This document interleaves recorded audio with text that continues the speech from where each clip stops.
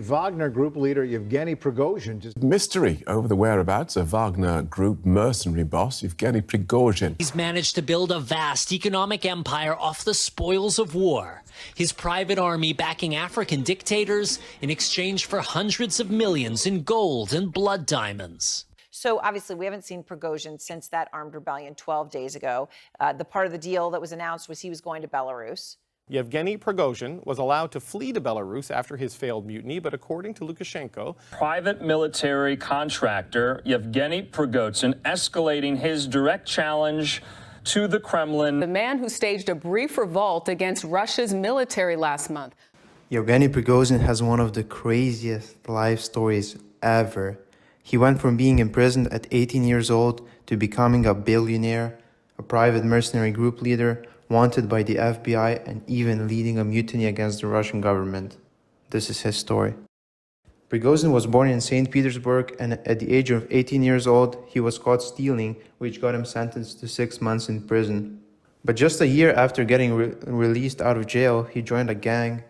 Then he choked out a woman on the street to steal her boots and earrings. He obviously got caught, and this got him sentenced to 12 years of prison, but he would only end up serving 9 years because of good behavior, so he eventually got out at 29 years old. After his release, he would go on to start selling hot dogs at the flea market in a shady part of town of St. Petersburg called Apraksin Dvor. Prigozhin had an entrepreneurial nature, and he partnered with two of his old friends from school, and together they would start a company which he would own 15% of, and they created the first casino in St. Petersburg and the first grocery store chain in St. Petersburg. They also started a bunch of companies in construction and marketing. But after a few years, a lot of those businesses that he started with his partners declined, so he ventured into the restaurants businesses and invested $500,000 into a riverboat restaurant called New Island. And this is where he would also meet Putin for the first time and make a connection. A bunch of leaders like the French president, American president, and more have dined at New Island, and Putin also celebrated a lot of his birthdays there.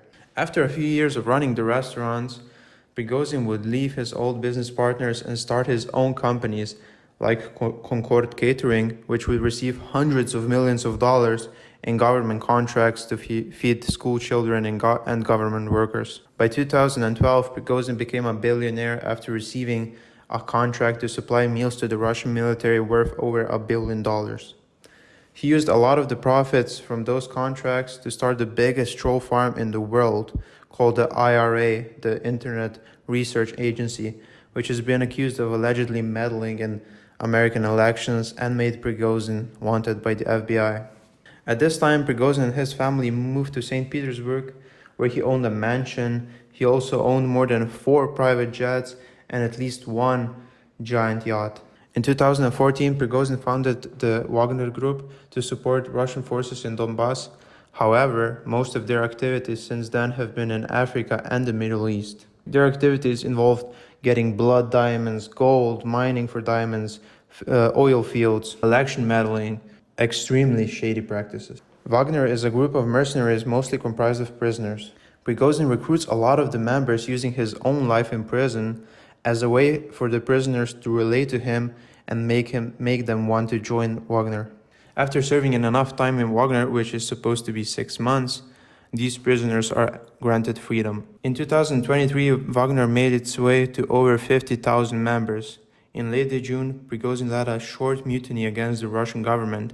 The full reasons and the story behind it still isn't clear, and we also don't know where Prigozhin currently is. Now, if you ask me, the mutiny was extremely fishy, and I find it hard to believe that it was a surprise to Putin. But what do you guys think? Do you guys agree with me, or do you think it's something else? Let me know in the comments below.